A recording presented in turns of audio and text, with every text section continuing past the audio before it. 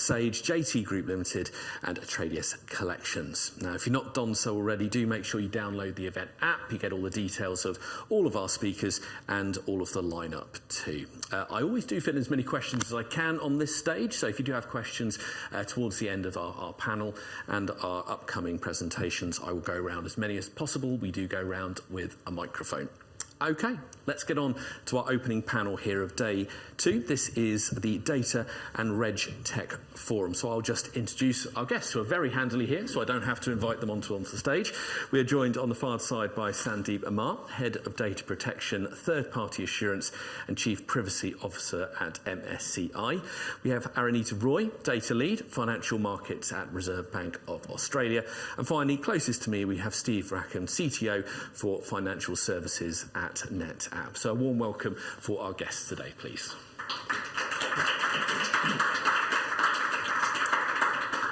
Thank you very much. So, of course, we'll get to questions from all of you towards the end of the session.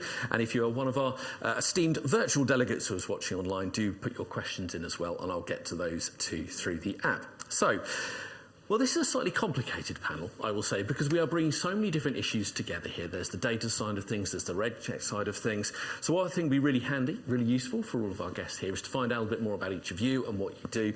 So, Sandeep, if you could just introduce yourself and exactly how you fit into this particular. Sure, okay. So, Sandeep Amar from MSCI, as you mentioned. Now, I've got a background in law, I've got a background in technology, so you can't really obviously get away from that. I mean, right in the intersection of data and technology. I'm responsible for privacy. I'm also responsible for data protection, so beyond privacy, support compliance with various regulations, and also responsible for our third-party assurance function, which is effectively supporting our clients in their compliance RFP processes, as well as supply chain risk. So, touching data across all of that space. Yeah, that seems like the perfect job for you when you put all of those things together. Arunita, if we can come to you next, please. Thank you. So I'm Arunita. My background is actually regulatory space, supervision.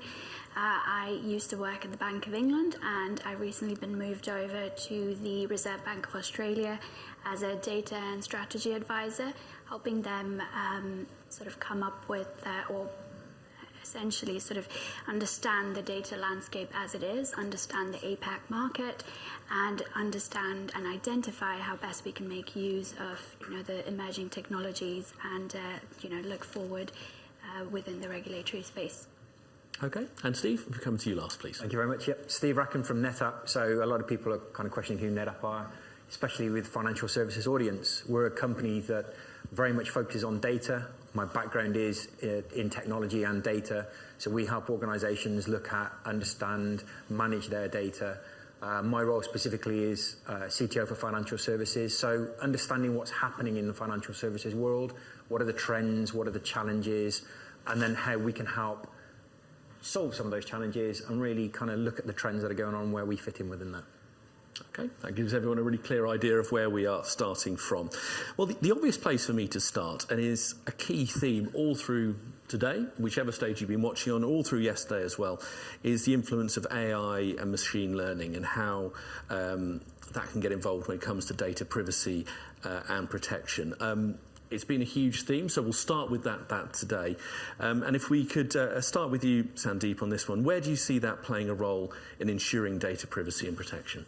Sure. Well, I think the established governance processes that already exist within the privacy space, so the mandatory assessments, the risk assessments, impact assessments, those I feel are a pretty good foundation for a good governance framework in itself. And when you're considering the application of AI and machine learning, extending those processes to cover other data sets is the logical approach to take.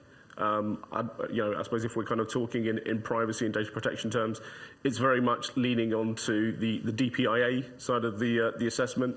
So it is very focused on the risk assessment.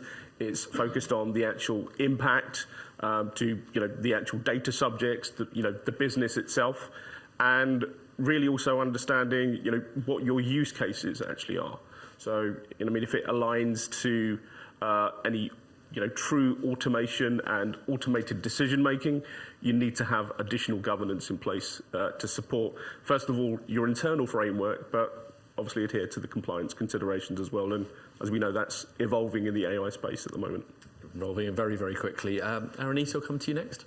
Yeah, so looking at it from a regulatory perspective, obviously for us, we have huge amount of data that we deal with, but also for us, our main priority is the data security aspect. And I think we're at a very great time within technology and AI where we can actually leverage a lot of these AI techniques in order to enhance the data security aspects of the data systems that we work with. So to give some common examples, synthetic data, creation of data in a sandbox space, and being able to use that data in a safe and secure way, whereas it's still under our control in a somewhat restricted but also kind of empowering stage or platform within a sandbox. A medium is something that I think is vital to be using at the moment to enhance data uptake or data technique uptake, as well as ensuring we are sort of being safe with the data techniques that we're employing within our day-to-day process. Yeah. Steve, we come to you with a data hat on for this one. Yeah, a couple of different thoughts. One is just thinking about one of the sessions I watched yesterday. And there was a talk around AI and the use of AI and fraud and how it's becoming used more and more from a fraud perspective. I think there's a really key thing there about using AI and Gen AI to actually help start looking at that data security more in depth. It's great from a human perspective, we can go so far.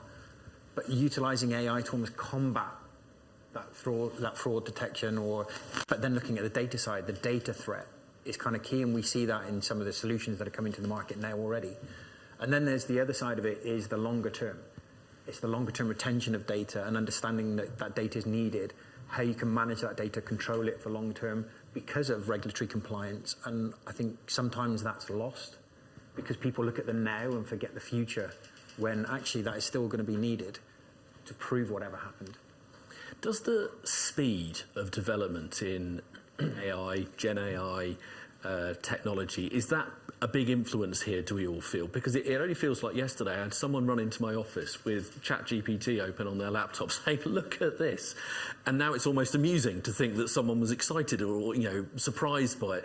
I'll come to that to all of you. Is the speed of that change and that evolution a really significant player here? Because everyone is having to run and keep moving. The rules seem to be changing daily, weekly. Is the speed a big part of this? Steve, yeah. You're nodding enthusiastically. I'll start with you. Yeah, it is. I think it's a really interesting point. I think the speed of evolution in technology is happening at a faster rate now than ever before. Historically, things move fairly slowly. There was one big change at a time. And I think from a technology point of view, things are changing. There's multiple changes happening at one time. And also the speed of it is faster. And the challenge you've got is it's not just the good guys and girls that use those technology changes. It's the bad actors that are also utilizing that. So the organizations that are using that technology need to keep up. I think the challenge is the technology companies themselves might adopt new techniques, adopt new practices, but the end user, the customer of those technologies can be slow. And that's because of things like regulation can sometimes slow it down, or internal compliance. And I see, as a vendor, we speak to a lot of different customers. And some of the challenges isn't the external regulations, it's the internal compliance and procedures within an organization that can limit the agility and response to new technology. Arunita, I'll come to you with a RegTech hat on for that one.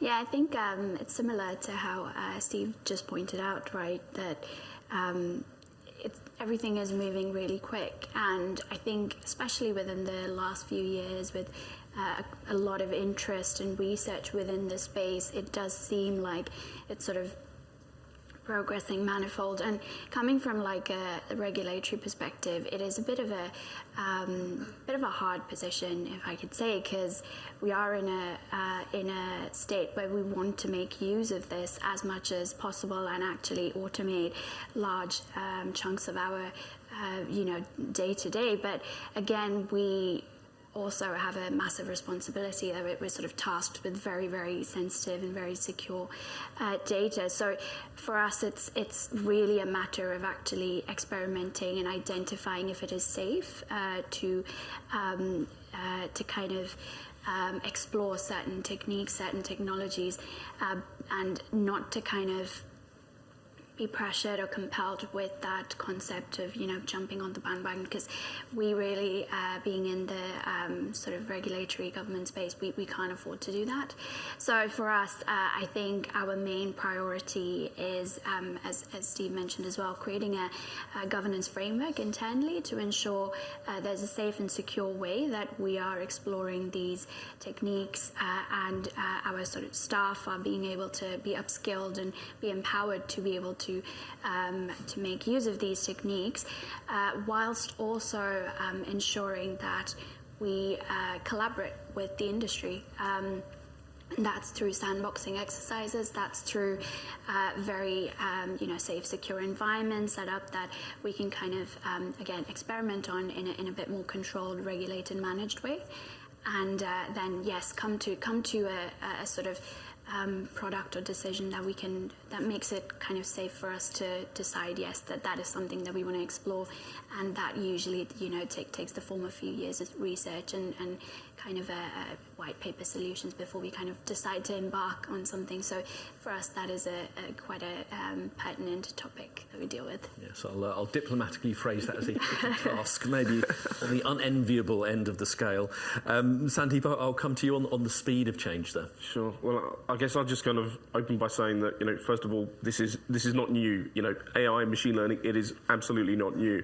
I think, obviously, as technology has advanced, as it's improved, as capabilities from a scale have, from the scale perspective have actually, been made available to us, that has got everyone's attention. But I guess what I would say is that the pace that we are now moving at is, I think, verging on scary. Things are absolutely going to go wrong. We are going to see the horror stories where people have exposed, certain data sets that they maybe shouldn't have exposed to AI. They've made them available externally.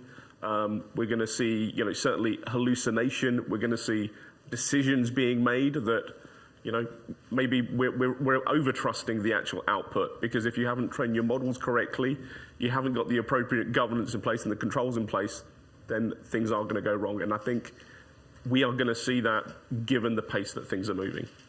Yeah, I think that's a very fair way to assess that. One thing I really wanted to talk to you all about, though, is one particular thread, and that is about data credibility, because we can use data to prove anything, you can use data to inform anything. There's three very knowing smiles on the stage next to me here, which I think says it all. But how does ensuring the credibility of your data impact the ability of financial services organisations to make sure they comply with regulation? So how vital is that credibility of data, the accuracy of data to actually allow that? Steve, I'll start with you from the data point of view. Yeah, for me it's really interesting. It's an area, obviously, like you said, from a data perspective, we look at things across the board. I think a lot of the challenges is understanding the data in the first place. And organisations struggle with this more than they probably want to admit. About 68% of the data that's ever created, once it's created, is never ever touched again. So on that basis alone, how can people understand what data they have, what needs to comply to regulation, what needs to look at things like sustainability, because I know that's another topic we were talking about backstage briefly as well. So really understanding the data in the first place has got to be the first step in anything that an organisation looks to do when it comes to longer term and being able to really get the answers they need. And I think that knowledge and awareness is lacking a lot. And that's an area that I think organisations probably need to put a bit more focus on, but are either A, just don't know that they don't know, or B, too afraid because it's such a big Pandora's box that once you open it, where do you stop? I will push on with the credibility question just a second, but I will just come back to that sort of stat you said at the top there. So that was 85%. 68%. That's a that's quite a scary sort of figure, isn't it? Why do you think that's so high? Why do you think that's that situation? Because of, we're looking at not just financial services now, we're looking at globally. The way that data explosion has happened over the years, by 2030, there's expected to be a yottabyte of data created globally. Now, a yottabyte's a crazy number. I didn't even know that number existed, or that word. That's equivalent to every human being having 500 iPhones. That's the amount of data that's meant to be created. So if almost 2/3 of that data is not understood, then there's a lot of different areas to focus on. But everything from machine data, we see so much more be created by AI, by machines trying to record things, by people just constantly doing things, but then never looking at the data, never using that data, never seeing if there's competitive information in that data, if there's regulatory data. So it's just an explosion of data that people haven't worked out how to control yet.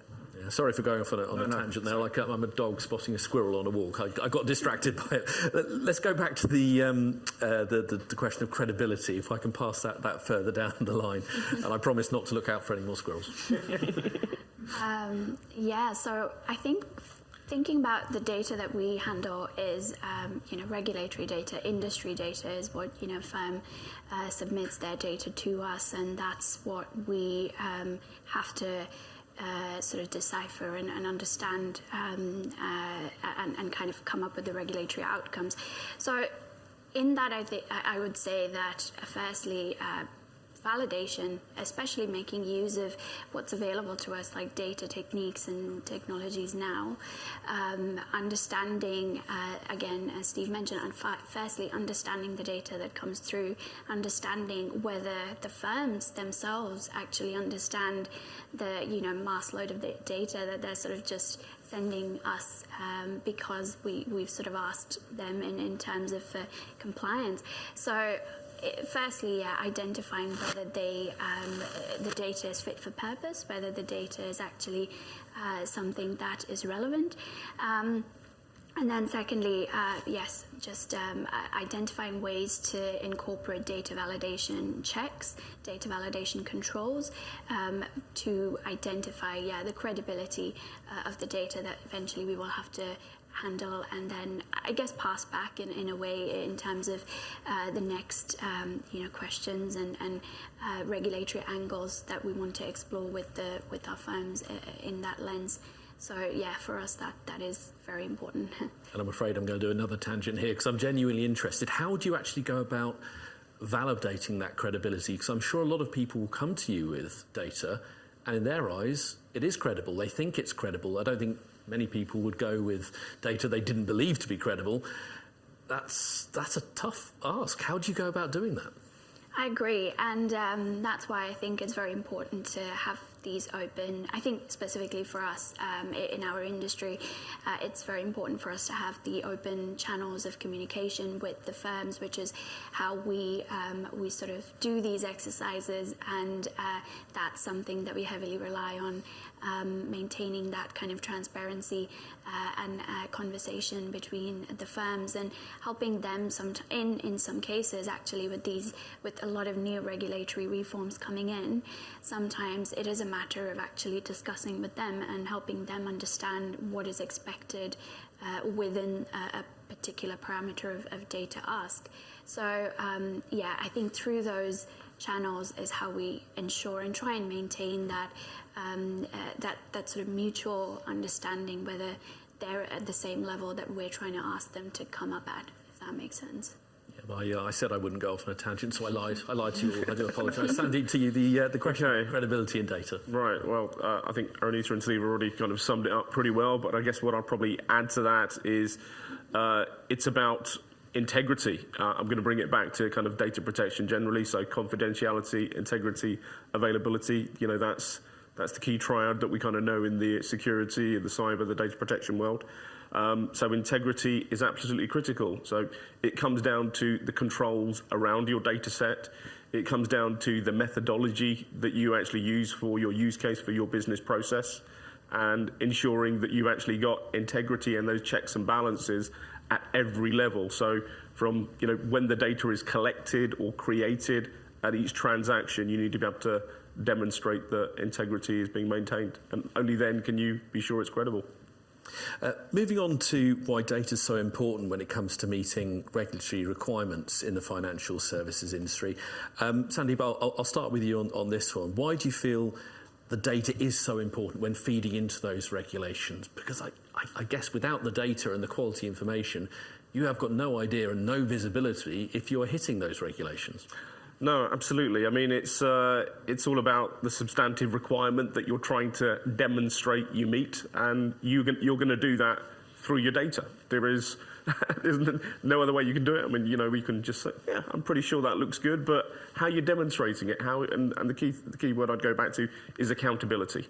You need to have accountability in place, and the data is the way that you demonstrate it. I don't think it's any more complicated than that.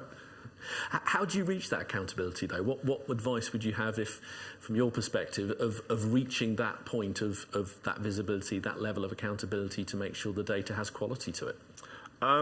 It comes back to the governance framework. So, I think governance can be applied across your data set to meet so many requirements. That's kind of meeting a regulatory requirement as well as your own initiatives that you're trying to drive. Transformation. It really comes down to the controls that you have around your data. Arunita, I'll pass that down to you next, on the value and the importance of that data when meeting regulatory requirements. Yeah, so I guess, Sandeep and Steve would probably be able to answer that really well, considering it's on the other side of the table. But for us, or how we look at it, is exactly as Sandeep said, like, helping the firms understand if they've got a relevant and a strong governance framework for every level of the data that they're taking in, because essentially what they're taking in are customer data and things. So a large portion of our regulatory sort of requirements is the security and the safe, responsible handling of that data.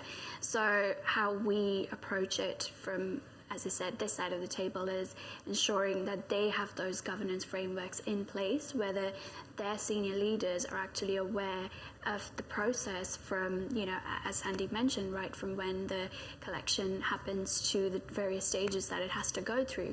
So it's very important that there is a transparency within that, which is, for us, that's how we look at it, yeah. And Steve will jump to the other side of the table again. Yeah, I think something Arunita said earlier is very key. First of all, is the communication side. As Sandeep said, data is obviously the way that you've got to prove things. But it's making sure that you understand, what data you actually need in the first place, and that's where the communication channels are absolutely key. I think that's a really good point, because I think people sometimes get into a us and them scenario too much, when actually if you collaborate, then you've got a better understanding of what's needed, when it's needed, how it's needed.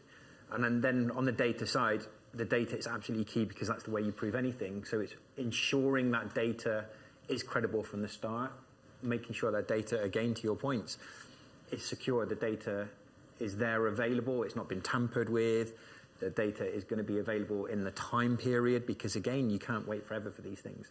So it's ensuring you're setting up the framework and then setting up the systems to give that security, that reliability around the data, regardless of what's going on. Because if people are going to try and stop things, they're after your data. That's the key thing. If a bad actor is attacking your company, they're going after your data.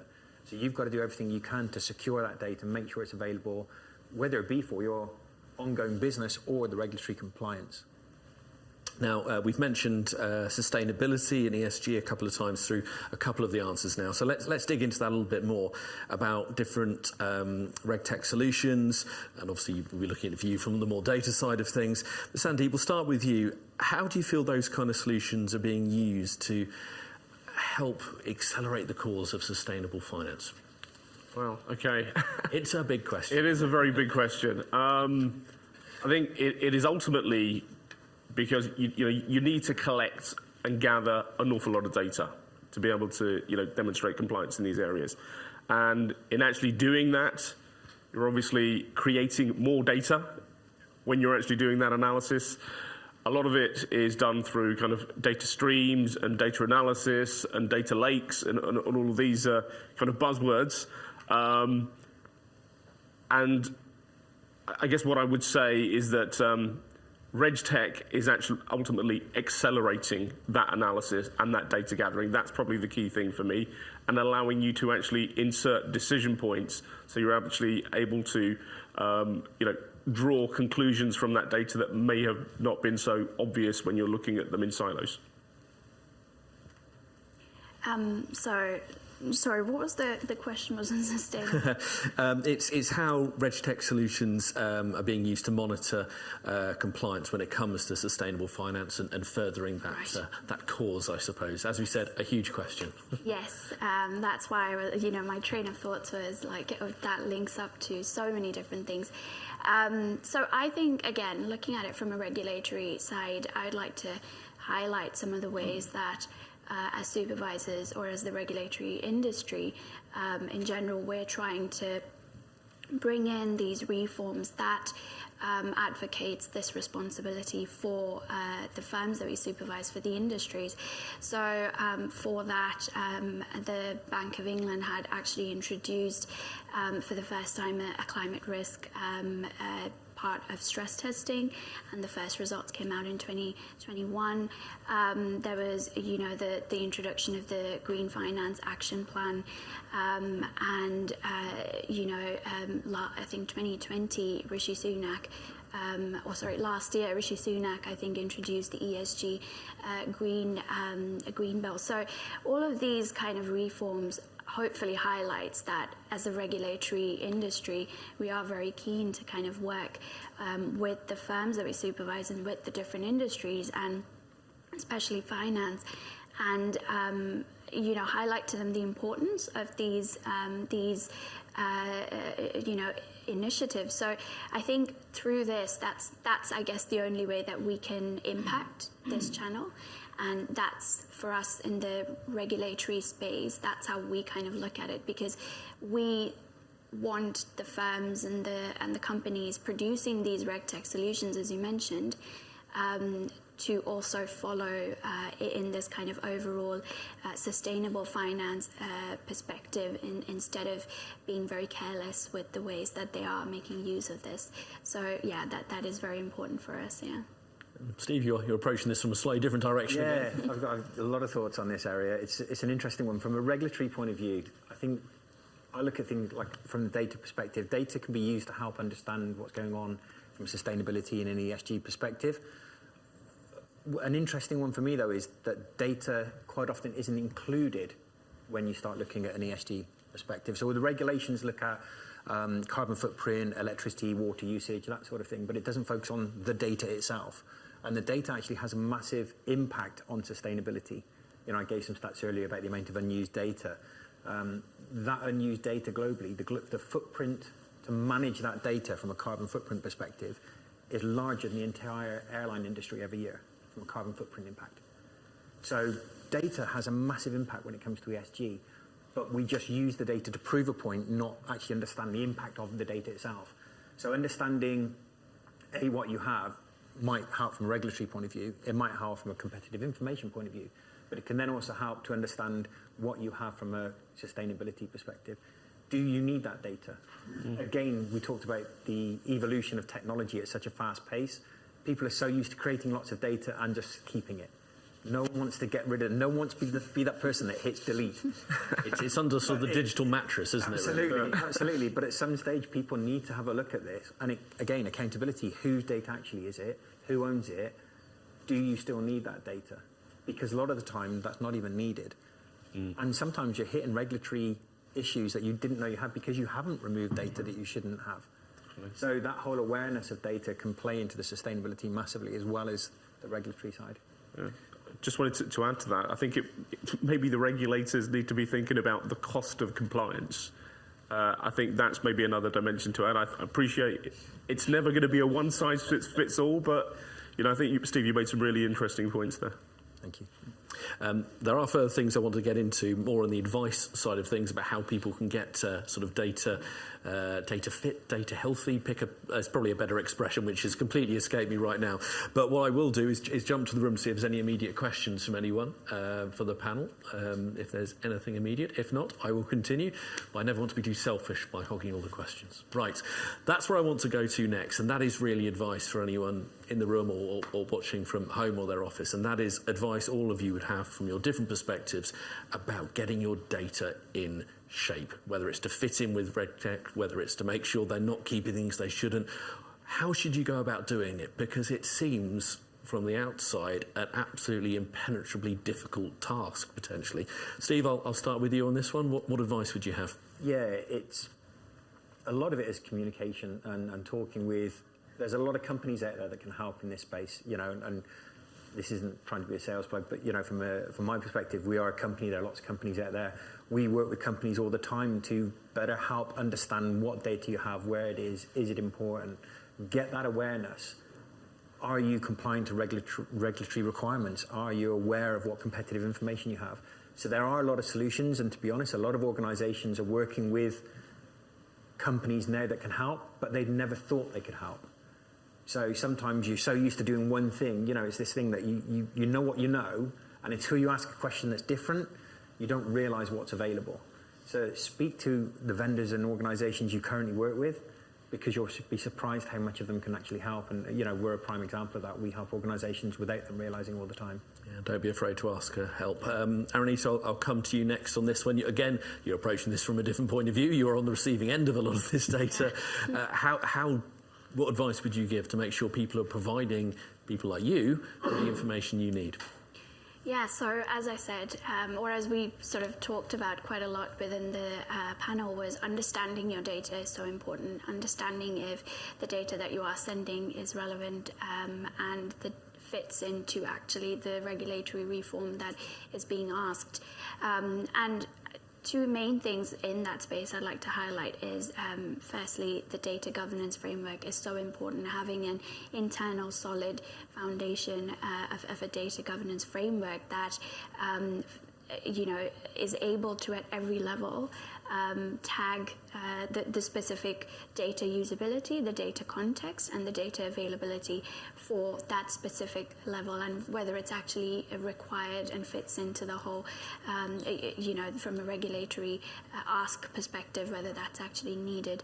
And then secondly, I think the senior buy-in is so important, because when there is a data set agenda from the top, it just makes, I feel like, everyone else within the organization more conscious and more data aware, because at the end of the day, data is not just a technology unique kind of field anymore. It's not just IT space, or it's not just looking at that. It's encompassing the entire organizations now. So it is very important to have that senior leadership voice externally as well, to highlight the importance that the organization is giving to data security, to data credibility within the data space that they are within their industry, is something that's so important.